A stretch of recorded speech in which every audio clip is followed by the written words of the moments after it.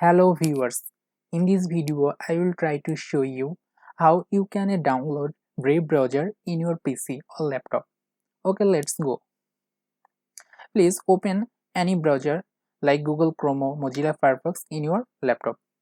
I open Google Chrome and search bar I will search Brave browser. In search result, the second item show brave.com. I enter this website. The website link I will give in video description. You can directly visit this website. In a website you can show download Brave. I click this link and start download. Okay, our download complete. Then open this file. Do you want to allow this app to make sense to your device? Yes. Then wait a few minutes for downloading.